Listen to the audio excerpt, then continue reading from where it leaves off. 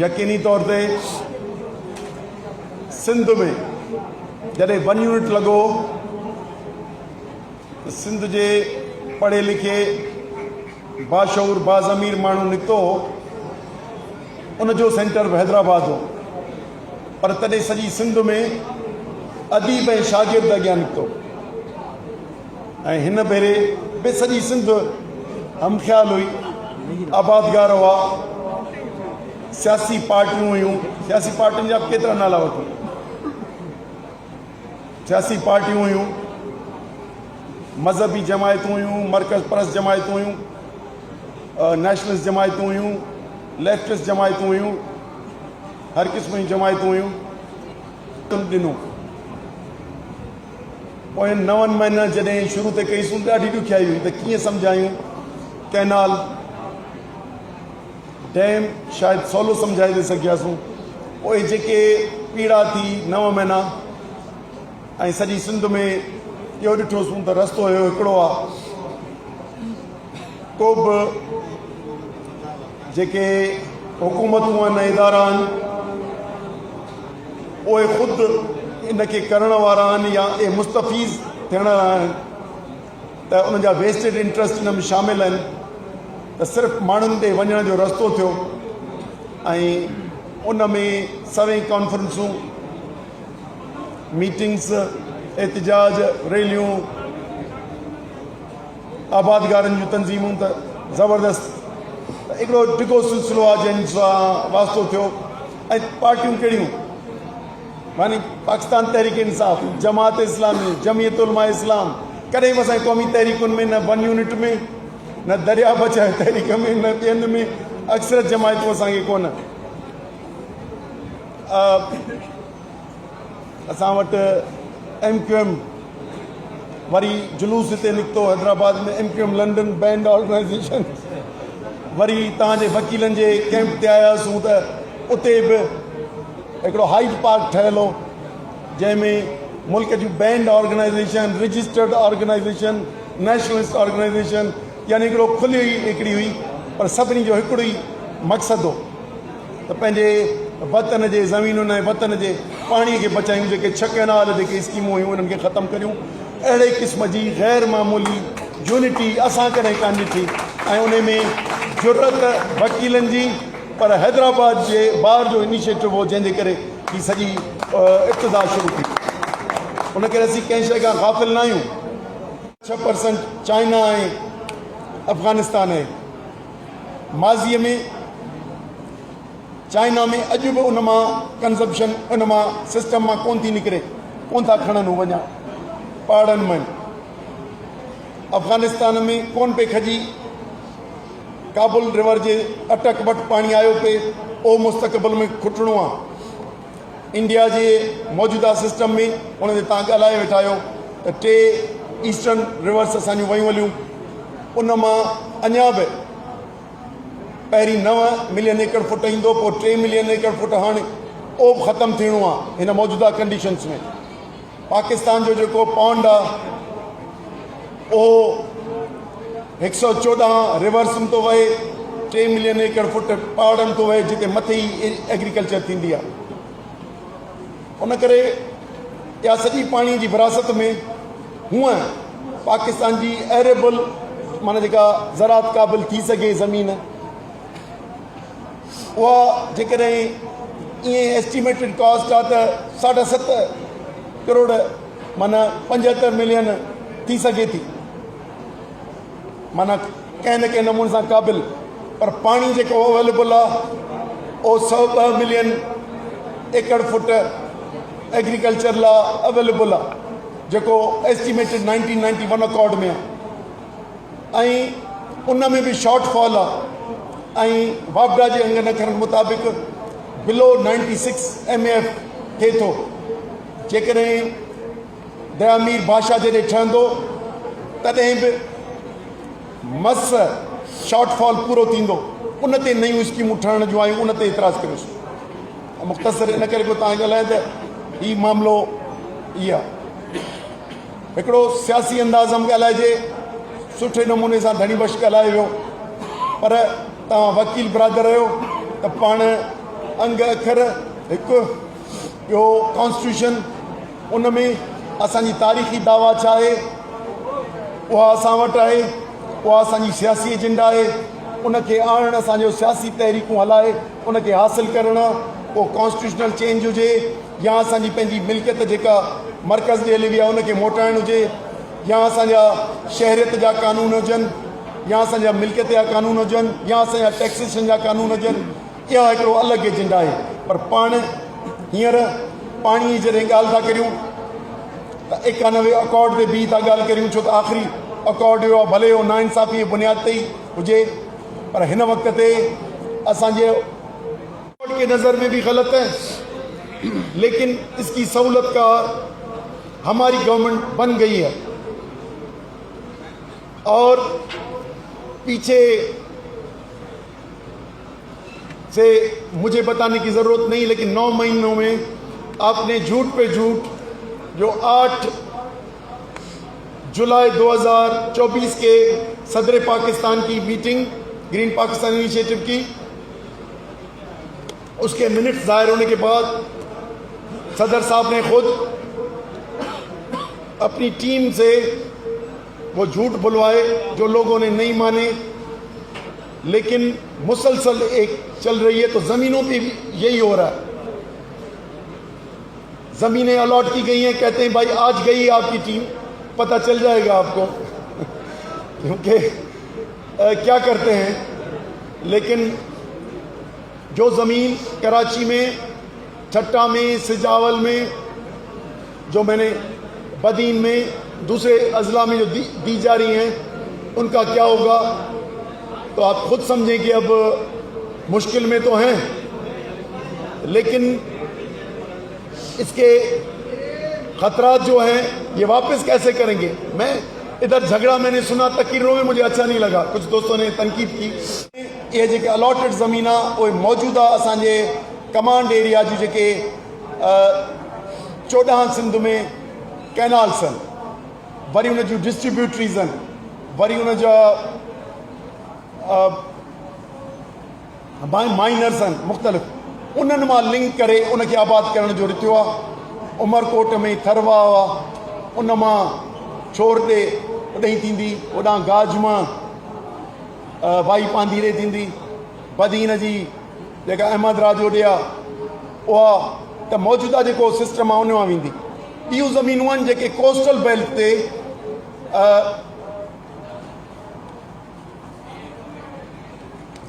हा जेको असां ॾिठो आहे त जेको सूबनि जो हिसो आहे 55 मिलियन एकड़ फुट पंजाब जो 48 मिलियन एकड़ फुट सिंध जो ऐं बलोचिस्तान जो ऐं केपी जो 8.5 केपी जो इन में जेको पाणी इस्तेमालु पंजाब खे करिणो आहे हिकिड़ो पासो कॉन्फ्लिक्ट सिंध वर्सिस पंजाब आहे ॿियो आहे GPI इहो वरी अञा अलॻि सब्जेक्ट आहे त ॿ वॾा प्रोजेक्ट्स आहिनि जेको ग्रेटर थल ऐं चोलिस्तान ऐं कैनाल लफ़्ज़ पाणी कोन इस्तेमालु कयूं तव्हां ॾिठो हूंदो कैनाल छो न पियो हुजां इहो शौरी ग्रेटर थल कैनाल एंड सिस्टम्स ऐं Cholistan canal and systems greater थल कैनाल असांजे CJ मां निकिरे पियो चश्मा झेलम जेको फ्लड फीड कैनाल आहे ऐं उन में हिकिड़े मां 4 वॾा कैनाल ऐं 6 मुख़्तलिफ़ नंढा कैनाल निकिरंदा शाखूं उनखे पूरो सिस्टम आहे हिकिड़ो कैनाल न आहे उनजो फेज़ 1 फ्लड फीड कैनाल जी इफ़्तिताह परवेज़ मुशर्रफ कई पर उहो शुरू न ठाहे सघियो कंट्रोवर्शियल थी पियो अदम रहिजी वियो पर मौजूदा गिलानी ज़रदारी ऐं क़ाइम अली शाह उन वक़्त ते उहा हुकुमरान उन दौर में 2010 जून में उनखे गॾियो वियो कमांड एरिया में ऐं उनखे पूरो कयो वियो हिकिड़ो इहो ॿियो जेको 91 अकॉर्ड जेको 10 डेलीज़ ते बेस थो करे त सभिनी 55 कैनालनि में केतिरो पाणी कहिड़नि 10 ॾींहंनि में वहंदो जेकॾहिं शॉर्टफॉल ईंदी त सभिनी में घटिबो सूबनि जो घटि वधि थींदो ॿियो इहो इनखे चेंज कयो वियो ऐं शॉर्टफॉल में असां सां शेयर नथो करे इंसाफ़ सां पंहिंजा, हिकिड़ो इहो पासो आहे। ॿियो आहे ग्रीन पाकिस्तान इनिशिएटिव, जेको 48 लख एकड़नि ते हिकिड़ी स्कीम आहे जेका अनाउंस कई वई आहे। हूअं इरिगेशन जे हिसाब सां अञा वधीक आहे, पर जेका हुननि जी क्लेम आहे जंहिंमां 9 लख एकड़ अलॉटेड थी वई आहे, 2 लख एकड़ कॉन्ट्रेक्टेड थी वई आहे, 1 लख एकड़ खां मथे कल्टिवेशन शुरू थी वई आहे। ऐं तव्हांखे रुगो अगरि न करनि थो कयां, असां सां मसइलो इहो आहे जो जॾहिं 80 जे ॾहाके में तहरीकूं हलाईंदा त चवंदा त हिननि खे अहसास महरूमी आहे। असांखे पोयनि 2 ॾहाकनि में सिंध जी जाग्राफी जो थ्रेट आयो,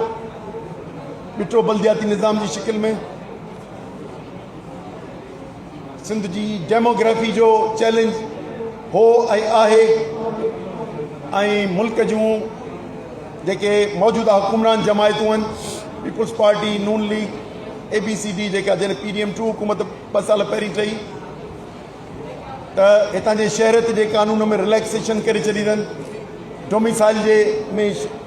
रिलैक्स करे छॾी अथनि। उन करे डेमोग्राफी जो मुस्तक़बिल में ॿियनि सूबनि में त न आहे, पर सिंध में ॿोली जो मामिलो, उन ते बि मुख़्तलिफ़ नालनि सां सुठा सुठा प्रोग्राम ॾेई ऐं 2025 में अणॾिठे नमूने सां, अंदरे नमूने सां, जीअं कैनाल पे ठाहियूं, इन नमूने सां उनखे पोइते करण ऐं ख़ात्मे में हथु, इहे सभु असांखे थ्रेट्स आहिनि जेके मौजूदु आहिनि। उनखां सवाइ SIC जे मण ॻाल्हि आई त इलाही वसी आहे, पंहिंजो सिर्फ़ु अॼु मौज़ू सिर्फ़ु दोस्तनि लिखियो आहे ज़मीनूं, उन करे ज़मीन ताईं रखंदासीं, 2 मिंट रुगो 5 मिंट थोरो पाणी ते ॻाल्हाईंदुसि त, पर उन जा वसी आहिनि। एग्रीकल्चर, लाइफ स्टॉक आहे, मिनरल माइंस आहिनि, प्राइवेटाइज़ेशन आहे, IT आहे, असां वटि टूरिज़म आहे, एतिरियूं घणा डिपार्टमेंट्स आहिनि जेको मौजूदा तौर ते SIFC बनावट खां पोइ, SIFC जे कानूनी शिकिल वठण खां पोइ 3 अगस्त 2023 ते हिन पोइ गवर्नमेंट उनखे एक्ट जो हिसो करे छॾियो। उन खां पोइ अमलन मुस्तक़बिल में फेडरेशन जो जेको तस्वुर हो, उहो तस्वुर अञा वधीक धुंधलो थियो। असां 73 जे आइन जेको ठहियो, उन जे बेसिक प्रियम्बल ऐं ॿियनि सां असीं मुखालिफ़ आहियूं। असां सम्झूं पिया त पाकिस्तान जो बनावट ॿी आहे ऐं हिननि फेडरेटिंग यूनिट्स कई आहे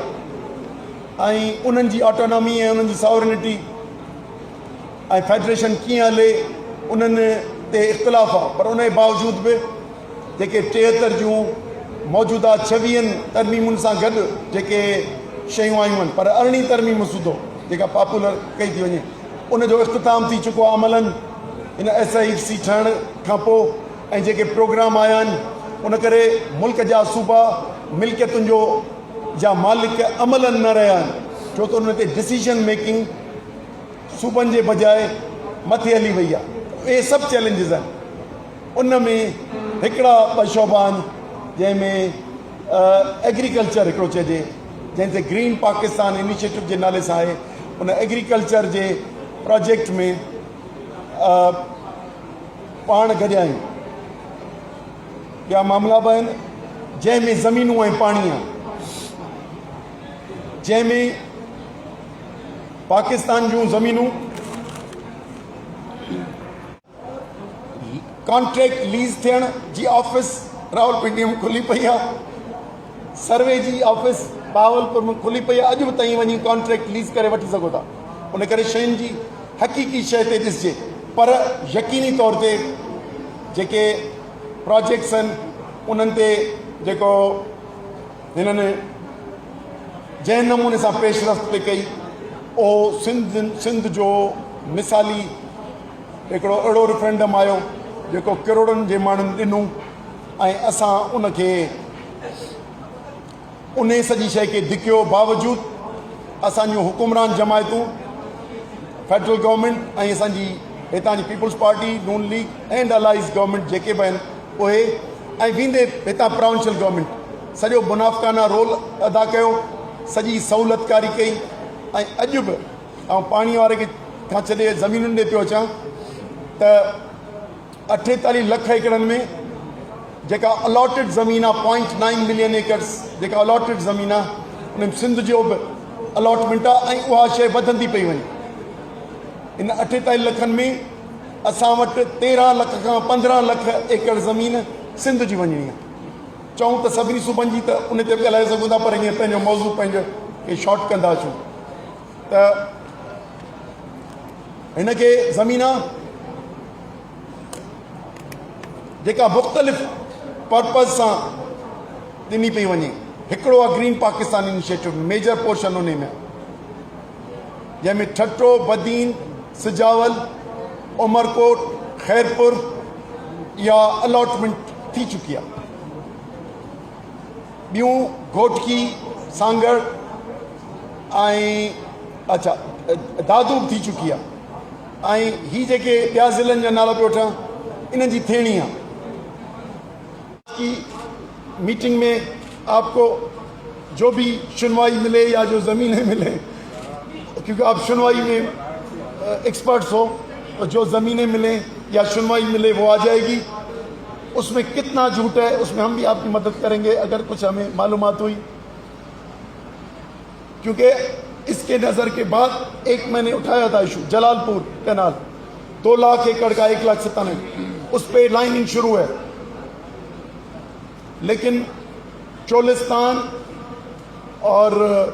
चौबारा जो ग्रेटर थल है उसका एक्शन रुका हुआ है। मैं सिर्फ चीज़ें ऐसे बताऊं तो हमें नज़र भी रखनी है,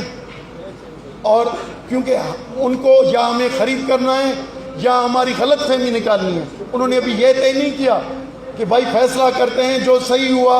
हम वो करेंगे, अभी उन्होंने ये तय नहीं किया। और आपको मालूम होना चाहिए कि ये पार्लियामेंट, फिर उससे बनने वाली CCI, फिर उससे बनने वाली आपकी 26वीं आइन की कोर्ट्स कमज़ोर शक्ल में। तो इसलिए मेरी पॉलिटिकल दावा यही है कि हमें अपने अकॉर्ड्स, अपने आइन के तहत ज़मीनें, अकॉर्ड्स के तहत पानी, कौन कितना इस्तेमाल कर रहा है, हर एक की सर्वे, आज भी अगर कैनाल्स की सर्वे कराएंगे तो आपको पता चलेगा कि जो अपर रायपेरन है वो अपने हिस्से से ज़्यादा हिस्सा कमांड एरिया में डाल दी है और आबाद कर रहे हैं। अब जो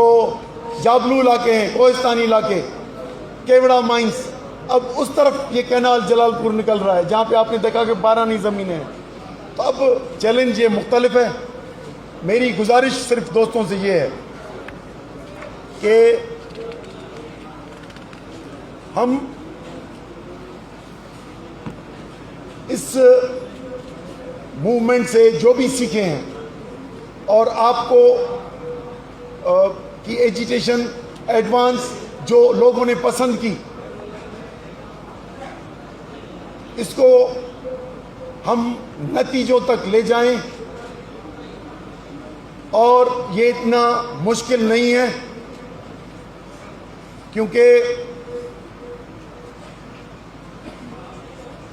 तकरीबन सोसाइटी की नॉन गवर्नमेंटल, पॉलिटिकल और मुख्तलिफ जो तबकात होते हैं, यूथ जो है सिंध की वो पढ़ी है, अनपढ़ी है, लेकिन मैं सिंध के हर तलके में से भी ज़्यादा गांव तक गया हूं इन 9 महीनों में। वो चार्ज्ड है, शायद आपसे भी ज़्यादा चार्ज्ड है, क्योंकि